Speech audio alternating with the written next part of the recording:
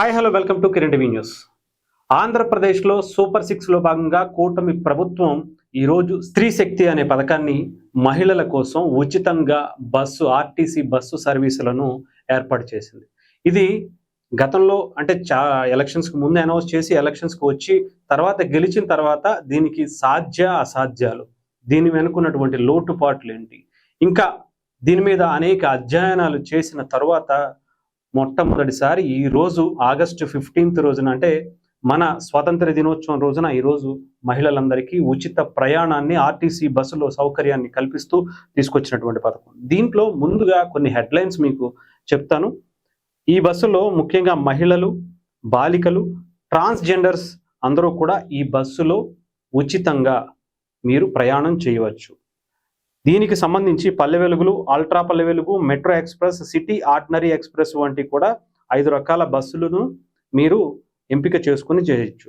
Bus ఎక్కిన తర్వాత voter ID కానీ గుర్తింపు కార్డు అంటే మనకి ఓటర్ ఐడి కావచ్చు, లేదా ముఖ్యంగా ఆధార్ కార్డు, ఇది మనం దగ్గర పెట్టుకుని అక్కడ కండక్టర్ చూపిస్తే వాళ్ళు 0 టికెట్ని అయితే ఇచ్చి దీనికి ప్రయాణానికి అనుమతిస్తారు.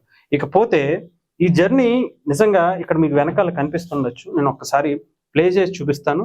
ఎంత అద్భుతమైనటువంటి క్షణాలుగా నాకు అనిపించినాయి అంటే దీంట్లో పవన్ కళ్యాణ్ గారు, చంద్రబాబు నాయుడు గారు, నారా లోకేష్ గారు ఈ బస్సు జర్నీని స్టార్ట్ చేశారు. ఒకసారి చూడొచ్చు, చంద్రబాబు నాయుడు గారు, పవన్ కళ్యాణ్ గారు, నారా లోకేష్ గారు సాధారణ ప్రయాణికుల మధ్యలో, మహిళల మధ్యలో వాళ్ళు ప్రయాణం చేస్తున్నటువంటి పరిస్థితి. వెనకాల బీజేపీ అధ్యక్షులు మాధవ్ గారు కూడా ఉన్నారు. అంటే నిజంగా ఇక్కడ ఎంత అద్భుతమైనటువంటి క్షణాలంటే చాలా భలే అనిపించింది.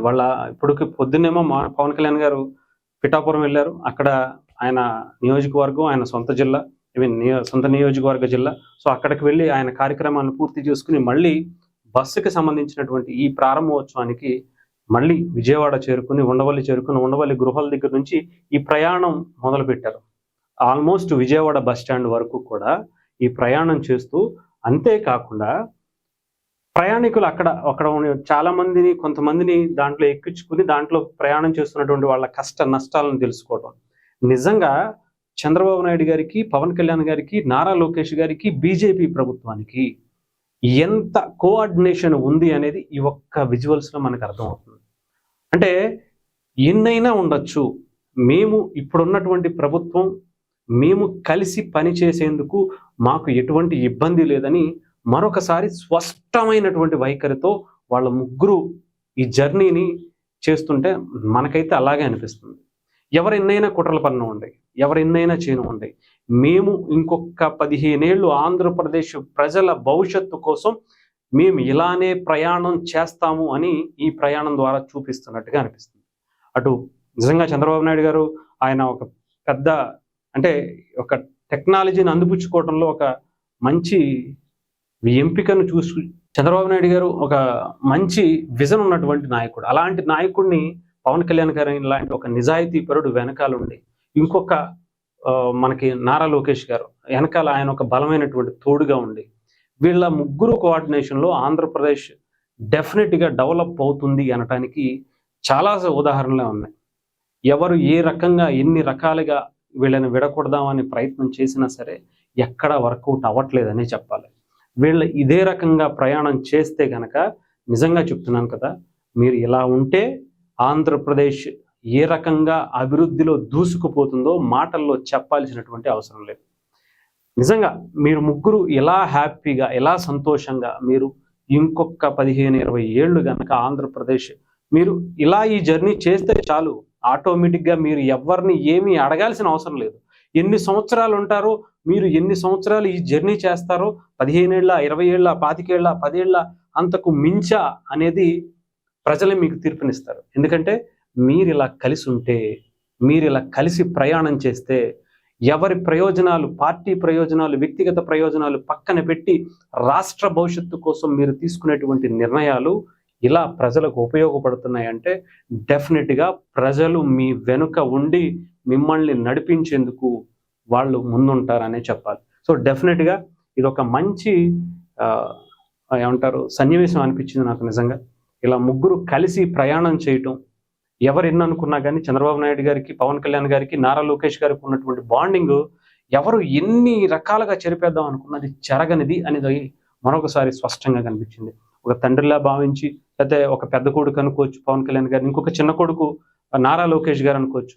వీళ్ళ ముగ్గురు కలయికలో ఆంధ్రప్రదేశ్ డెఫినెట్గా చెప్తున్నాను, వీళ్ళ ముగ్గురు కలిసి ఇంకొక 15 ఏళ్ళు గనక ఆంధ్రప్రదేశ్ ప్రభుత్వాన్ని పరిపాలిస్తే మీరు ఊహించరు, దేశంలోనే కాదు ప్రపంచంలోనే హైదరాబాద్కి ఒక ప్రత్యేకమైనటువంటి స్థానాన్ని ఏర్పరచుకున్నాం. అలాగే ఆంధ్రప్రదేశ్కి కూడా, ఆంధ్రప్రదేశ్ రాజధానికి కానీ, ఆంధ్రప్రదేశ్లో ఉద్యోగాలు కానీ, కంపెనీలు కానీ, ఇవన్నీ ఆటోమేటిక్గా వాటంతటి అవే వచ్చే అవకాశాలు చాలా బలంగా కనిపిస్తుంది.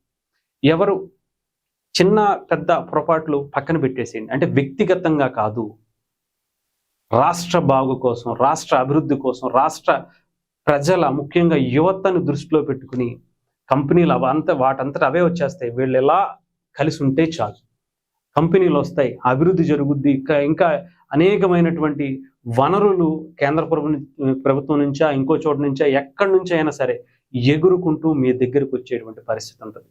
ఆంధ్రప్రదేశ్ ప్రజల భవిష్యత్తు నిజంగా మీ ముగ్గురు చేసేటువంటి జర్నీ మీద ఆధారపడి ఉందనిపించింది. ఏదేమైనా సరే ఇదొక మంచి అవకాశం ఆంధ్రప్రదేశ్లో ఉన్నటువంటి మహిళలందరికీ కూడా, ముఖ్యంగా ట్రాన్స్జెండర్స్ కూడా దీంట్లో ఇంక్లూడ్ చేశారు. సో ఇది ఒక మంచి మూమెంట్ అని అనుకోవాలి. ఎంతోమంది అటు ఉద్యోగాలు చిన్న ఉద్యోగాలు చేసుకునే వాళ్ళందరికీ కూడా, ఏదన్నా ఒక 15,000 20,000 జాబులు చేసే వాళ్ళందరికీ కూడా ఇది ఉచితంగా వెళ్ళటం, ఏదన్నా స్కూల్కి చదువుకోవడానికి బస్ జర్నీ చేయాలన్న ఇబ్బంది పడే వాళ్ళందరూ కూడా ఇది ఫ్రీగా రావటం అనేది వాళ్ళ చదువుకు ఉపయోగపడుతుంది. చదువుకున్న తర్వాత చిన్న ఉద్యోగాలు చేసే వాళ్ళకి వాళ్ళ పెట్టే ఈ బస్సు ఖర్చు అనేది కూడా తగ్గుతుంది. సో ఏదేమైనా సరే ఇది ఒక మంచి విధంగానే తీసుకువెళ్ళాలి. మహిళలు కూడా దీన్ని ఎలా పడితే అలా ప్రతిదానికి మనం బయటికి తిరిగేయాలి కదా, ఫ్రీ బస్సు కదా అని ఆలోచించకుండా మంచి కోసం ఉపయోగించండి. మీ పనుల కోసం, మీ అభివృద్ధి కోసం ఈ పథకాన్ని ఉపయోగించుకుంటే డెఫినెట్గా ఆంధ్రప్రదేశ్కి, ముఖ్యంగా మహిళలకు కూడా చాలా మంచి జరిగే అవకాశాలు చాలా ఉన్నాయని చెప్పాలి. ఏదేమైనా చంద్రబాబు నాయుడు గారు, అటు లోకేష్ గారు, అటు పవన్ కళ్యాణ్ గారు, వీళ్ళ ముగ్గురు కలిసి ఉన్నటువంటి ఈ జర్నీ ఆంధ్రప్రదేశ్ని అభివృద్ధి పదంలో తీసుకువెళ్తుందనేది నాకైతే అనిపించింది.